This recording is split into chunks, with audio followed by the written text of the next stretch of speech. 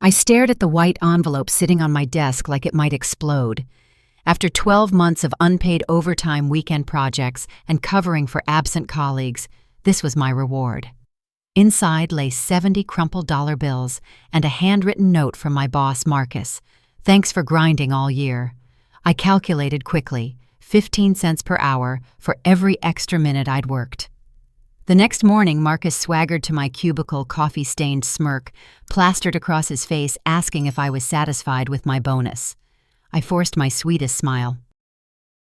Actually, Marcus, I gave it to Patricia, I said, watching his expression shift from smugness to confusion. Patricia Williams was our CEO, and Marcus had no idea I'd walked straight into her office yesterday afternoon. You gave what to Patricia? His voice cracked slightly like a teenager whose voice was changing. The $70 and your thoughtful note, I replied, maintaining my innocent tone. I told her I was so touched by your personal gesture that I wanted her to see how much you appreciate hardworking employees. Marcus's coffee mug trembled in his hand. What exactly did you tell her? I clasped my hands together, feigning excitement. Well, I explained how I've been here every weekend for 6 months, how I stayed until midnight working on the Henderson proposal, and how I managed the entire Peterson campaign while Jennifer was on maternity leave. I told her about covering for Michael when he quit, and how I handled all those angry client calls during the system crash in August. His face drained of color. Betty, please tell me you didn't mention specific projects. Of course I did.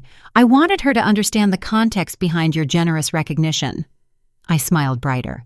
I explained how meaningful it was that you personally wrote that note, considering how busy you are taking credit for, overseeing all our successful campaigns. Marcus's phone buzzed against his desk.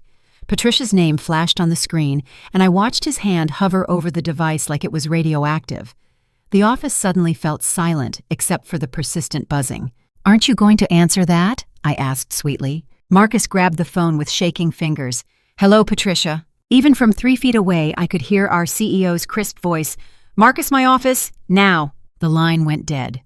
Marcus stared at his phone, then at me, his mouth opening and closing like a fish gasping for air. Betty, I need you to understand something. Oh, I understand perfectly, I interrupted. You wanted Patricia to see how you take care of your team.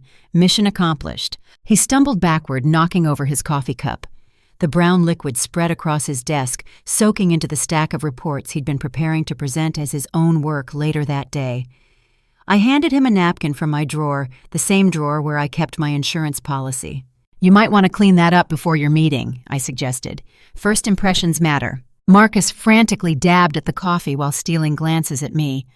I could practically hear the gears grinding in his head as he tried to figure out exactly how deep his hole was. He had no idea I'd spent the last 6 months digging it for him. Betty, when you spoke to Patricia, did you happen to mention anything about how we collaborate on projects? I tilted my head, feigning confusion. You mean how I do all the work and you present it to the board? No, I thought that was our little secret. His eyes widened. We're a team. Teams share credit. Absolutely, I agreed. That's why I made sure Patricia understood how much you value teamwork. I told her about every single project where you've shown such remarkable trust in my abilities. The color hadn't returned to Marcus's face. If anything, he looked greener.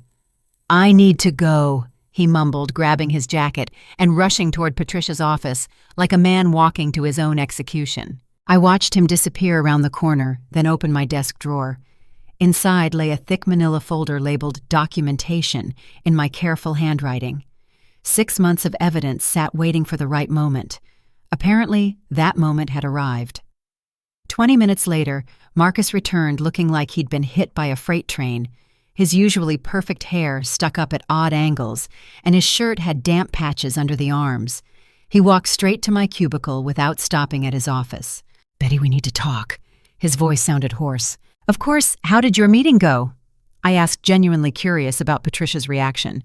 She wants to see more documentation about the projects you mentioned, he said, loosening his tie. She seemed very interested in your contributions. I nodded enthusiastically. That's wonderful. I love talking about my work. Here's the thing, Marcus continued, perching on the edge of my desk. Sometimes when we're excited about our accomplishments, we might exaggerate our role in team projects. Patricia understands that. Exaggerate? I blinked innocently. Marcus, I only told her about projects where I handled every aspect from conception to completion, like the Morrison account where I designed the entire strategy-managed client communications and delivered the presentation while you were in Cancun. His jaw tightened. I was at a conference. At the Marriott Resort with the swim-up bar? I smiled. I saw the Instagram photos Jennifer liked. Looked very educational. Marcus's phone buzzed again. Patricia's name appeared, and this time her message was visible. Need complete project files for Morrison, Henderson, and Peterson accounts. 1 hour. She wants documentation, I said helpfully. Lucky for you, I keep meticulous records. You do. His relief was palpable. Absolutely. Every email, every client interaction, every late night and weekend session. I even have timestamps showing when work was completed versus when presentations were scheduled. I paused, watching his relief transform back into panic. Would you like me to share those files with Patricia? Marcus's phone rang again. This time he answered immediately. Yes, Patricia. Marcus, I need you to explain something. Betty mentioned she single-handedly managed the Peterson campaign. Your quarterly report lists that as your primary achievement. How do you reconcile this discrepancy? I couldn't hear Marcus's response, but I watched him pace frantically while speaking in hushed, urgent tones. When he finally hung up, sweat beaded on his forehead despite the air conditioning. Patricia wants to meet with you next, he said quietly. Betty, I need you to help me here. We're colleagues. We support each other. Absolutely, I agreed. I'll tell Patricia exactly how supportive you've been. What does that mean? I stood up, smoothing my skirt. It means I'll be completely honest about our working relationship. Isn't that what you'd want? Marcus grabbed my arm as I walked past. Betty, please, think about what you're saying. Think about your career here. I looked down at his hand on my arm, then met his eyes. Marcus, are you threatening me? He released my arm immediately. No, I'm just saying that sometimes situations can be misunderstood. Patricia might not appreciate employees who create drama or make accusations. You're right. I nodded seriously.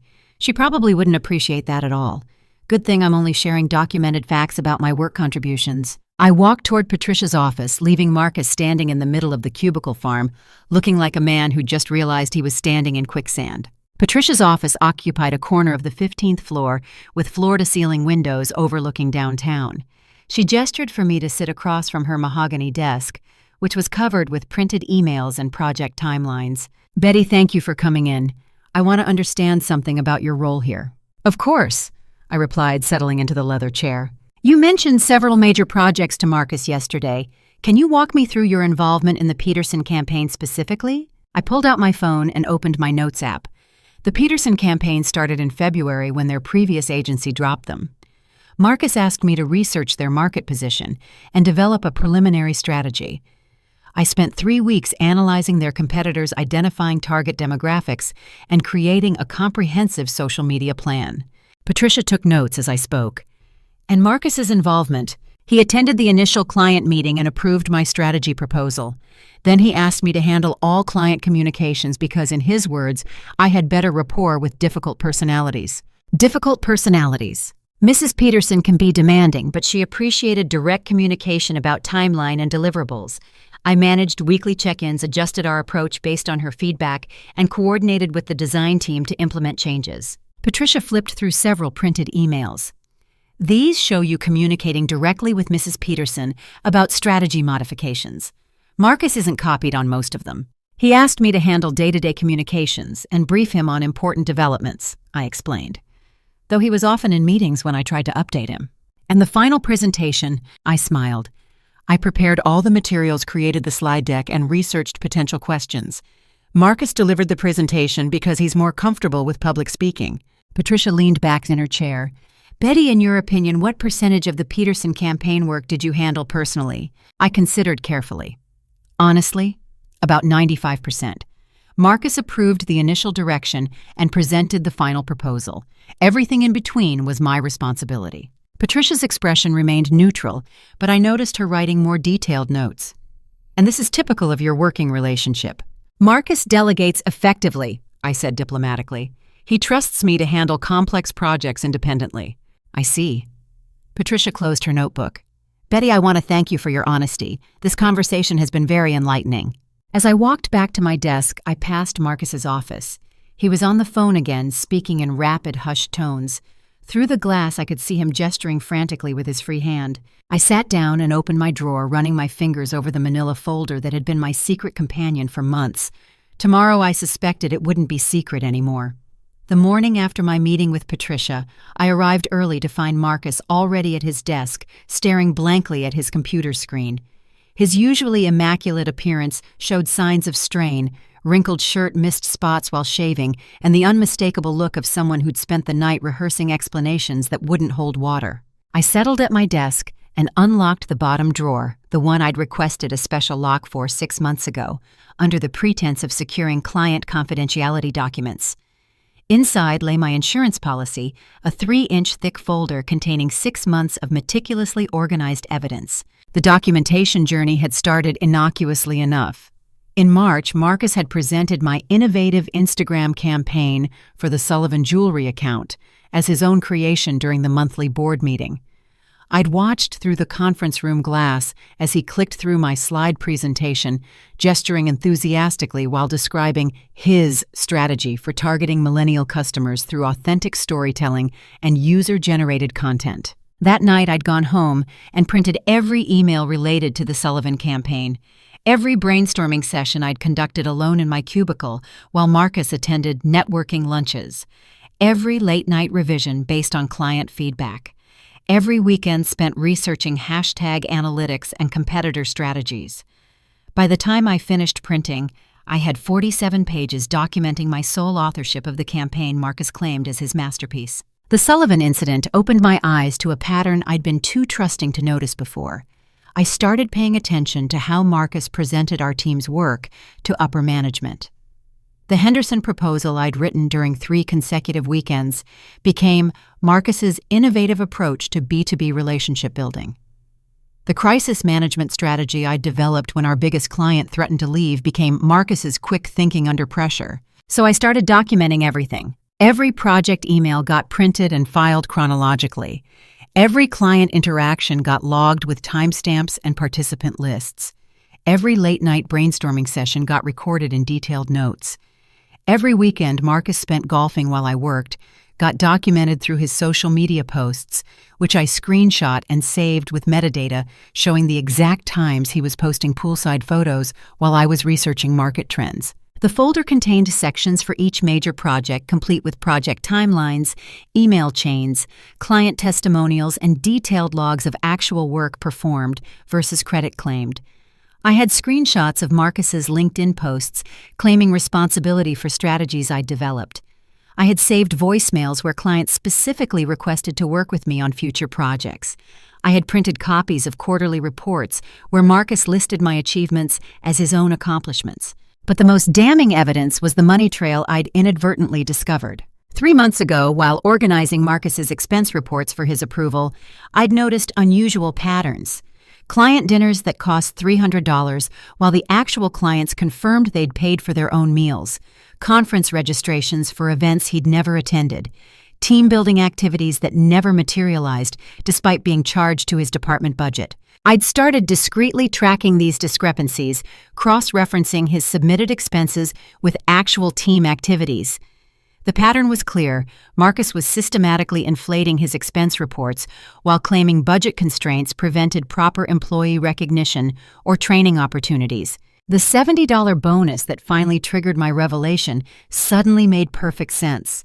Marcus wasn't cheap because the company lacked funds. He was cheap because he was stealing the funds meant for employee recognition and team development. My documentation folder now included copies of expense reports, team calendars showing missing events, and a detailed spreadsheet tracking the discrepancy between claimed expenses and actual team experiences. In 6 months, Marcus had charged nearly $8,000 for team activities that never happened while giving his entire team insulting bonuses that totaled less than $300. Sarah approached my desk, interrupting my review of the evidence. She worked 2 cubicles over and had been with the company for 3 years, handling all our graphic design work. "Betty, is everything okay? Marcus has been staring at you for 10 minutes, and he looks like he's about to have a panic attack." I glanced over at Marcus's office. Indeed, he was watching me through his glass door with the intensity of a hawk tracking a mouse. When our eyes met, he quickly looked away and pretended to study his computer screen. "I think he's stressed about the quarterly reports," I said diplomatically. Sarah lowered her voice. "Can I ask you something? Yesterday, I got this weird bonus." She pulled an envelope from her purse. $85 and a note saying thanks for my hard work. It felt almost insulting considering I designed our entire new website single-handedly. My heart rate increased. When did you get that? Monday afternoon. Same day as you, I think. Maria and David got similar envelopes. Sarah's expression grew concerned. It's strange, right? We've had our most profitable quarter ever, and Marcus gives us pocket change while bragging about his cost-effective management style. I felt puzzle pieces clicking into place. Sarah, can you do me a favor? Can you think back over the last few months and tell me about any expensive team activities Marcus claimed to organize but never actually happened? Sarah's eyes narrowed as she considered the question. Well, he promised a team retreat to that resort in Napa back in April. Never happened. He said we were going to have monthly team dinners at nice restaurants. We went once to that cheap place downtown and everyone paid for themselves. Oh, and he was supposed to bring in a professional development consultant for workshops. Never materialized. But did he ever mention having approval for the budget for these activities? Constantly. He'd always say things like, I'm working on getting approval for our team investment, or the company recognizes our value and wants to invest in our growth, but then nothing would happen except excuses about unexpected budget cuts. I opened my desk drawer and pulled out a single sheet of paper, a summary I'd prepared showing Marcus's claimed expenses versus actual team experiences. Sarah's eyes widened as she read. This shows he charged the company for 6 team dinners. We never had 3 training sessions that never occurred and a retreat that was supposedly canceled due to scheduling conflicts. Sarah stared at the document. Betty, this is fraud. I know, I said quietly. And I think our insulting bonuses were his way of creating a paper trail showing he provided employee recognition just in case anyone questioned why his team development budget disappeared. Sarah's face flushed with anger. So while we were working unpaid overtime and weekends, he was stealing money meant for our professional development and giving us $70 like we should be grateful. It gets worse, I said, pulling out another section of my documentation. Remember the Morrison project you designed the entire visual identity for Marcus, presented it to the board as his creative vision? And the Henderson campaign where you created all the graphics while I wrote the strategy, he claimed sole credit for both the creative and strategic elements. Sarah sat down heavily in the chair beside my desk. I wondered why I never got recognition for those projects. I thought maybe I wasn't performing at the level I hoped. You're performing brilliantly. Marcus is systematically taking credit for everyone's work while stealing money meant to reward and develop us. We both looked towards Marcus's office. He was no longer pretending to work and was openly staring at us with undisguised panic. His phone rang, and when he saw Patricia's name, his face went completely white. Sarah, I said quietly, how do you feel about helping me document this properly? She smiled for the first time that morning. I feel like it's about time someone held Marcus accountable. I opened my drawer wider, revealing the full extent of my evidence folder. Then let me show you everything I've been collecting, and let's talk to Maria and David about their experiences. For the first time in months, I felt like I wasn't fighting this battle alone. By lunchtime, what had started as my private documentation project had evolved into a collaborative investigation involving half our department. Sarah had quietly approached Maria and David, who were both eager to share their experiences with Marcus's questionable leadership style. Maria, our account manager, who'd been with the company for 4 years, brought her own collection of grievances to our impromptu meeting in the empty conference room on the 10th floor. She'd received $60 as her annual bonus, despite single-handedly landing the Miller contract worth $200,000 in annual revenue. I worked for 2 months developing the relationship with Miller Industries, Maria explained, spreading her documentation across the conference table. I researched their company culture, identified key decision-makers, and created a customized proposal that addressed their specific pain points. I attended every meeting, managed every negotiation, and closed the deal entirely on my own. David, our newest team member who'd been hired 8 months ago, had received $90, along with a note praising his enthusiasm and potential. This seemed generous until we learned he'd worked through his entire vacation time to manage the crisis when our server crashed personally, calling every client to explain the situation and maintain relationships during the outage. Marcus told me that working through my vacation showed real company loyalty, David said bitterly. He promised it would be reflected in my performance review and year-end compensation. $90 for sacrificing my first vacation in 2 years. But the most revealing discovery came when Sarah pulled up Marcus's department expense reports on her laptop. As our senior graphic designer, she had access to certain financial systems for project budgeting purposes. What she found made our insulting bonuses seem like a minor offense. "Look at this," she said, pointing to a line item from July. "Team building retreat, Monterey Bay Resort, $4,200. "I remember him mentioning that retreat," Maria said. "He said it got canceled because of scheduling conflicts with a major client presentation." "Except," Sarah continued, "there was no major client presentation that week. I checked our project calendars. And look at this expense from the same week. Personal charge at the Monterey Bay Resort Spa.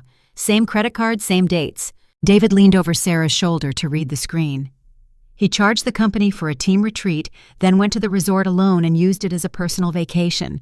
"It gets worse," I said, opening my evidence folder to a section I'd labeled Financial Discrepancies. "I've been tracking these patterns for 3 months. Client dinners where the clients confirmed they paid for their own meals. Conference fees for events he never attended.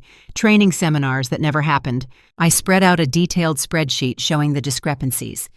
In the last 6 months, Marcus charged our department budget $8,300 for team development and recognition activities.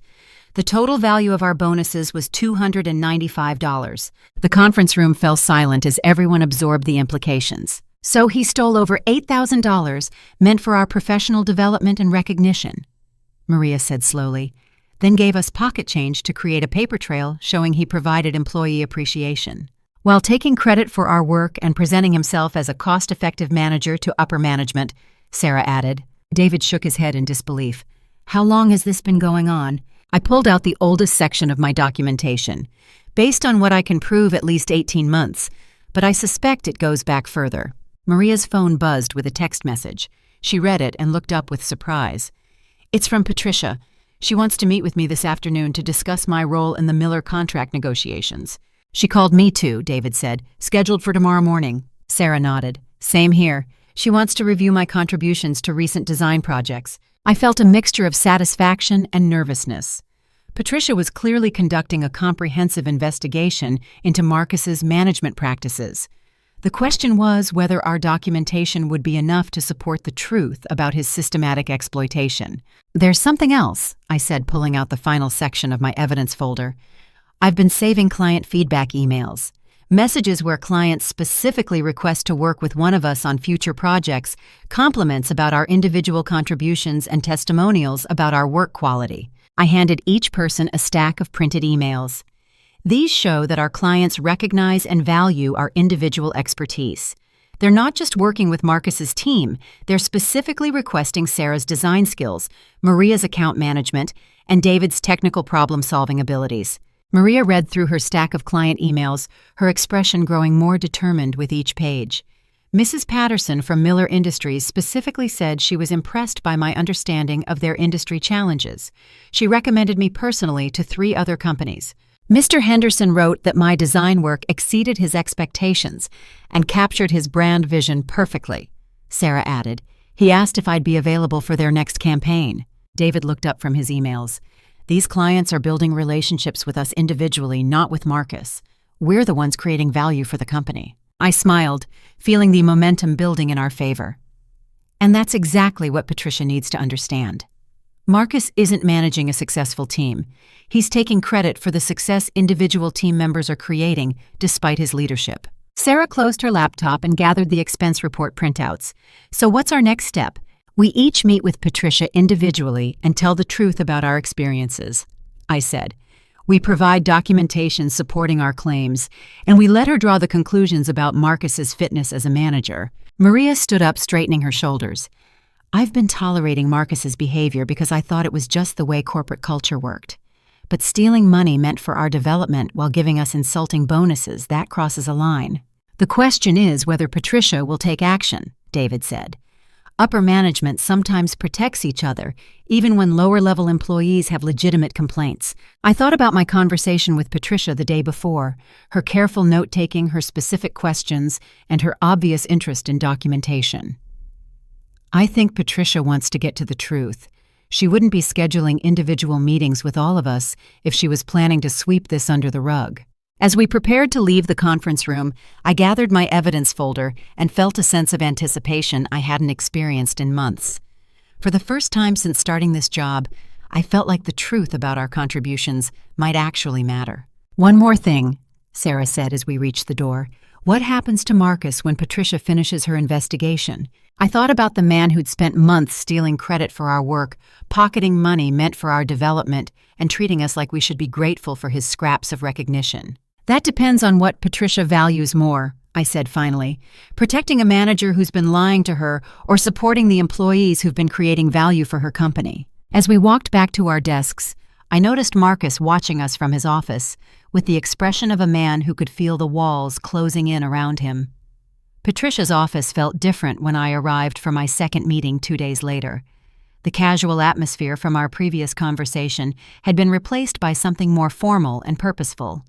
Legal pads covered her desk alongside printed email chains, expense reports, and what appeared to be detailed timelines written in her precise handwriting.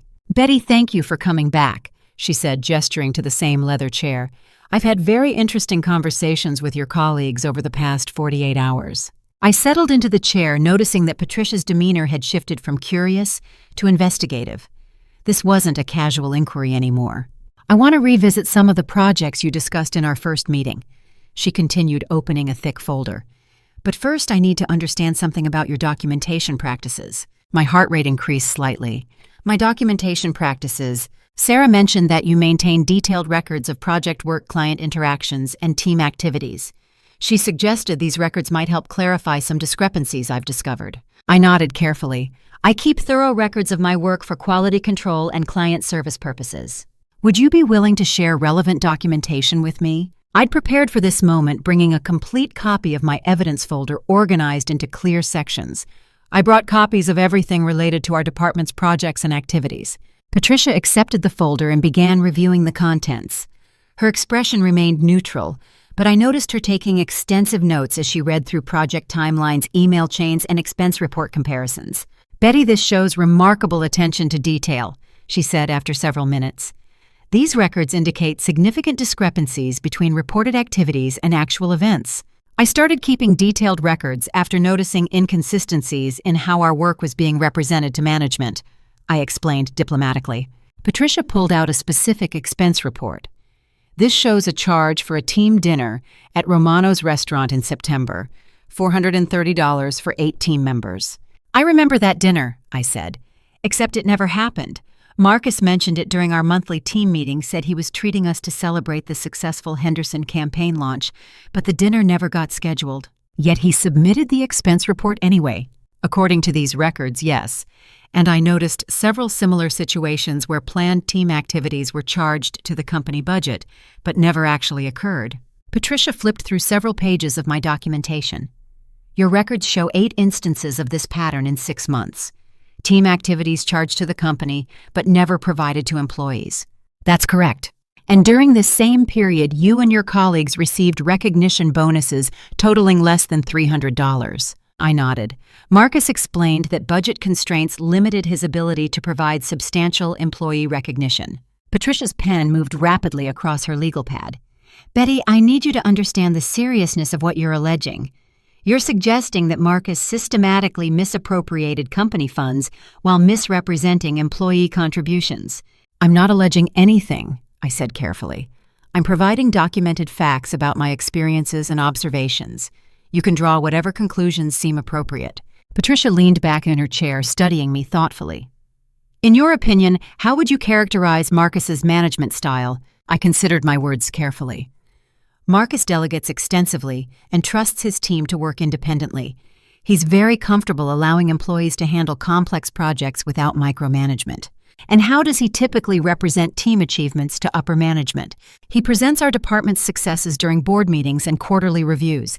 He's confident in highlighting our team's value to the company." Patricia made more notes. "Betty, I'm going to ask you a direct question, and I want you to answer honestly. Do you believe Marcus accurately represents individual team member contributions when he presents your department's achievements?" I met her eyes directly. "Based on my documentation, Marcus consistently presents team achievements without acknowledging individual contributions. Projects completed entirely by one person are presented as collaborative efforts with credit distributed equally among team members who may have had no involvement in the work. Can you give me a specific example? The Peterson campaign I mentioned previously. I handled 95% of the strategy development, client communication, and execution. Marcus presented it to the board as a collaborative team effort, showcasing his leadership and our department's innovative thinking. Patricia pulled out what appeared to be Marcus's quarterly report. According to this document, the Peterson campaign was developed through Marcus's strategic vision and executed through effective team collaboration under his direct supervision. That's not accurate, I said simply. And you have documentation supporting your actual role in the project. Complete documentation, email chains with timestamps, client communication logs, project development notes, and revision histories showing the evolution of strategy from initial concept to final implementation. Patricia closed the folder and set it aside. Betty, I want you to know that this company values honesty, integrity, and accurate representation of employee contributions. If the allegations supported by your documentation prove accurate, appropriate action will be taken. I appreciate that, I said. I hope my documentation helps provide clarity about our department's actual operations. There's one more thing I need to discuss with you, Patricia continued. Several clients have specifically requested to work with individual team members for future projects. This suggests they recognize and value specific expertise within your department. I smiled. Our clients have been very supportive of our work. Mrs. Peterson specifically mentioned your strategic thinking and communication skills. Mr. Henderson praised Sarah's design innovation. Mrs. Miller credited your colleague Maria with exceptional account management. We're fortunate to work with clients who appreciate individual contributions. Patricia gathered her notes and stood up. Betty, I want to thank you for your thoroughness and honesty. This investigation is ongoing, but I want you to know that employees who demonstrate integrity and provide valuable documentation are exactly the kind of team members this company needs to retain and promote. As I prepared to leave, Patricia added, one final question. If you were in a leadership position, how would you ensure accurate representation of individual contributions and appropriate use of team development resources? I thought about months of watching my work get credited to others, while funds meant for my professional growth disappeared into Marcus's personal expenses.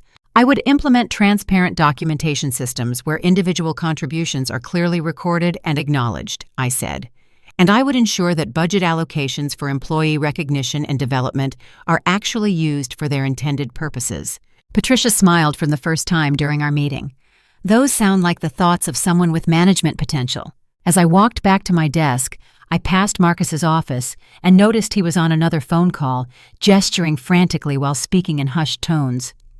Through the glass, I could see sweat stains on his shirt despite the cool office temperature. I sat down at my cubicle and realized that for the first time in months, I felt genuinely optimistic about my future at the company. The truth was finally being heard by someone with the power to act on it. Marcus appeared at my cubicle the next morning like a storm cloud, his usually composed demeanor completely shattered.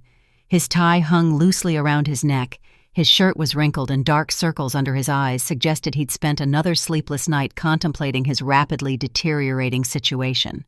Betty, we need to talk, now. His voice carried an edge of desperation that made several nearby coworkers look up from their computers. I saved my work and followed him to his office, noting how his hands shook as he closed the door behind us. The space felt smaller somehow, as if the walls were pressing in on both of us. I know what you're doing, he said, turning to face me with wild eyes. This whole documentation charade, these meetings with Patricia, getting the whole team involved in your little conspiracy. I remained calm, choosing my words carefully. I'm not sure what you mean, Marcus. I've simply been honest about my work experiences when Patricia asked direct questions. Don't play innocent with me, he snapped, pacing behind his desk. You think you're clever, turning everyone against me with your carefully crafted narrative of victimhood. I haven't turned anyone against you, I replied evenly. I've provided factual information about project contributions and team activities. Marcus laughed bitterly. Factual information? You mean your twisted interpretation of normal workplace dynamics? Teams collaborate, Betty. That's how business works. Individual credit is less important than departmental success. I agree that teams collaborate, I said, but collaboration implies shared responsibility and shared recognition. What you've been doing is taking sole credit for work you didn't perform. I manage this department. Marcus's voice rose. Everything this team accomplishes happens under my leadership and guidance. I'm responsible for creating the environment where success is possible. You're responsible for creating an environment, I agreed, but not the kind of environment that fosters success. Marcus stopped pacing and stared at me. What the hell is that supposed to mean? It means that when team members work unpaid overtime to cover for your absences, they're succeeding despite your leadership, not because of it. When clients specifically request to work with individual team members, they're responding to personal relationships and expertise you didn't develop. You ungrateful little... Marcus caught himself realizing that threats weren't going to improve his situation. Betty, listen to me. You have no idea how corporate politics work. Patricia might seem sympathetic to your complaints, but upper management protects its own. I've been with this company for 6 years. You've been here less than 2. You're right that I don't fully understand corporate politics, I admitted. But I understand documentation, client relationships, and the difference between earning recognition and stealing it. Marcus's phone buzzed with a text message. He glanced at the screen and his face went even paler. She wants to see me again in an hour. Patricia. She's scheduling follow-up meetings with the entire team, Marcus said, slumping into his chair. She wants to review individual performance metrics and discuss career development opportunities. I felt a flutter of excitement, but kept my expression neutral. That sounds positive. Patricia seems committed to understanding our department's operations. Betty, please. Marcus's demeanor shifted from aggressive to pleading. I know we've had our misunderstandings, but we can work this out. Maybe there's room in the budget for proper recognition bonuses. Maybe we can restructure how projects are presented to management. Marcus, are you offering to change how you represent team contributions? I'm saying that maybe individual recognition has been overlooked in favor of team cohesion. Maybe we can find a better balance. I studied his face, seeing genuine fear for the first time since this whole situation began. What about the expense discrepancies? The team activities that were charged to the budget but never provided. Marcus's jaw tightened. Those are complex budgeting issues that you don't fully understand. Sometimes planned activities get postponed or reorganized for operational reasons, and the money allocated for those activities gets reallocated to other departmental priorities, such as... Marcus didn't answer, but his phone buzzed again with another message. This time he showed me the screen. Also need expense report documentation for Q3 team activities. Please bring all receipts and vendor invoices. She wants receipts for activities that never happened, I observed. This is all your fault, Marcus said quietly. You've created a situation where everyone's questioning my management methods and financial decisions. I've created a situation where the truth about our department is being examined, I corrected. That's not the same thing. Marcus's desk phone rang, displaying Patricia's extension. He stared at it for 3 rings before reluctantly answering. Yes, Patricia. Even from across his desk, I could hear her clear voice. Marcus, I've completed individual interviews with your team members. We need to discuss some significant discrepancies in your departmental reporting. Please bring all documentation related to team development expenses and project attribution records. Marcus looked at me with something approaching hatred as he replied, Of course, I'll gather everything you need. One more thing, Patricia continued. I'm promoting Betty to Senior Marketing Manager effective immediately. She'll be working directly with me on a new initiative to improve project documentation and team recognition processes. The phone went silent. Marcus sat frozen, staring at the receiver in his hand, as if it might transform into something that made sense. Congratulations, he said finally, his voice hollow. I suppose you got exactly what you wanted. I stood up, smoothing my skirt. Actually, Marcus, all I wanted was honest recognition for honest work. The fact that this revelation led to opportunities I hadn't expected says more about the value of truth than it does about my ambitions. As I reached his office door, Marcus called after me. Betty, this isn't over. You think you've won, but upper management doesn't like employees who create problems. They'll remember this. I turned back to face him one final time. You're probably right that they'll remember this, but I think they'll remember it as an example of what happens when talented employees stop tolerating exploitation and start documenting the truth. I left Marcus's office and walked directly to my cubicle, where I began clearing out my personal items in preparation for my new role. Around me, I could hear the quiet buzz of coworkers discussing Patricia's announcement and the implications of the ongoing investigation. For the first time in months, the office felt like a place where merit was recognized and truth was valued over political maneuvering. 2 weeks later, I sat in my new office on the 16th floor, reviewing project proposals from team members who were finally receiving appropriate recognition for their individual contributions. The view from my window overlooked the same downtown streets I'd gazed at from my old cubicle, but everything looked different now. Marcus was gone. Patricia had terminated his employment the previous Friday after discovering $8,300 in fraudulent expense claims spanning 18 months. The investigation revealed systematic misappropriation of team development funds, falsified client dinner receipts, and conference registrations for events he'd never attended. When confronted with detailed documentation, Marcus had attempted to blame the discrepancies on administrative errors and budgeting confusion, but the evidence was too comprehensive to dispute. More significantly, Patricia had implemented a new project attribution system based on my documentation methods. Every project now required clear identification of individual contributors, with specific recognition for strategy development, client management, creative execution, and project coordination. The days of vague team collaboration credit were officially over. The transformation extended beyond simple recognition. Patricia had allocated Marcus's former salary to create individual professional development budgets for each team member. Sarah was enrolled in an advanced design certification program. Maria was attending client relationship management seminars. David was taking project management courses.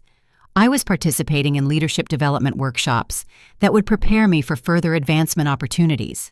But perhaps the most meaningful change was the restoration of trust within our department. During my first week as senior marketing manager, I'd held individual meetings with each team member to understand their career goals and identify opportunities for skill development. The conversations revealed that Marcus's exploitation had been even more extensive than I'd realized. Sarah had been quietly handling graphic design work for 3 other departments without receiving credit or additional compensation. Maria had been managing client relationships that generated over $500,000 in annual revenue while receiving the same salary as entry-level employees. David had been solving complex technical problems that saved the company thousands of dollars in consulting fees. Under Marcus's leadership, exceptional performance had been rewarded with increased workload and minimal recognition. Under our new system, exceptional performance was rewarded with career advancement, professional development, and appropriate compensation adjustments. The ripple effects extended to our client relationships as well. When clients learned they could now work directly with the specific team members they'd grown to trust, project communication improved dramatically. Mrs. Peterson renewed her contract early and specifically requested that I manage her account personally. Mr. Henderson expanded his project scope after learning that Sarah would be handling all creative elements. Mrs. Miller recommended our services to 4 other companies, specifically citing Maria's exceptional account management skills. Our department's revenue had increased 37% in 2 weeks, simply by allowing our clients to work with the people who'd actually been doing the work all along. On my 3rd Friday as senior marketing manager, Patricia stopped by my office to discuss the broader implications of our departmental transformation. "Betty, I want you to know that your courage in documenting and reporting Marcus's behavior has created positive changes throughout the company," she said, settling into the chair across from my desk. "Other departments have requested similar transparency initiatives for project attribution and budget accountability." "I'm glad the changes are being well received," I replied. "The team seems much more motivated when their contributions are properly acknowledged." "There's something else," Patricia continued. "The board has asked me to develop a company-wide mentorship program to help employees recognize their value and document their contributions effectively. They want you to lead the initiative." I felt a surge of excitement mixed with responsibility. I'd be honored to take on that role. The program would involve training sessions on professional documentation, career development planning, and effective communication with management. Essentially, we want to ensure that what happened in your department doesn't happen anywhere else in the company. As Patricia outlined the mentorship program details, I thought about the 28-year-old woman who'd sat at a cubicle 2 weeks ago staring at $70 and wondering if her contributions would ever be properly valued. The journey from exploitation to empowerment had required courage, patience, and meticulous documentation, but it had ultimately proven that truth and persistence could triumph over systematic abuse. After Patricia left, I pulled out my phone and composed a text to my younger sister, who was just starting her first corporate job. Document everything, know your worth, and never let anyone convince you that speaking truth about your contributions is inappropriate or disloyal. That evening, I drove home through downtown traffic thinking about the mentorship program I'd be developing and the employees throughout the company who might be experiencing similar exploitation without realizing they had the power to change their situations. The insulting $70 bonus that had triggered my revelation now sat framed on my bookshelf at home, not as a reminder of humiliation, but as a symbol of the moment I'd decided to stop accepting less than I deserved. Marcus had unknowingly given me the greatest gift of my career: the motivation to document my worth, demand appropriate recognition, and create systems that would prevent future employees from experiencing the same exploitation. Justice had been served not through revenge or retaliation, but through transparency documentation and the persistent pursuit of truth. The ending wasn't just positive for me. It was transformative for everyone who would benefit from the new systems of accountability and recognition we'd implemented. As I pulled into my driveway, I realized that the most satisfying aspect of the entire experience wasn't Marcus's termination or my promotion. It was the knowledge that I'd helped create a workplace where talent was recognized, contributions were acknowledged, and employees were valued for their actual achievements rather than their willingness to tolerate exploitation. The woman who'd received that $70 insult had evolved into a leader who could ensure other talented employees would never face the same choice between accepting mistreatment and risking their careers to demand better. Now, I'm curious about your experiences with workplace recognition and standing up for yourself. Have you ever been in a situation where your contributions weren't properly acknowledged or where you had to document your work to prove your value? What strategies have you found effective for ensuring your efforts are recognized and rewarded appropriately? Share your thoughts in the comments below. I'd love to hear your stories and advice for others facing similar challenges. If this story resonated with you, please give it a like to help others find it. Subscribe for more stories about overcoming workplace challenges and share it with anyone who might benefit from learning about the power of documentation and persistence in creating positive change. Thank you for listening, and remember that your contributions matter. Your voice deserves to be heard, and sometimes the best way to demand respect is to simply document the truth and let it speak for itself.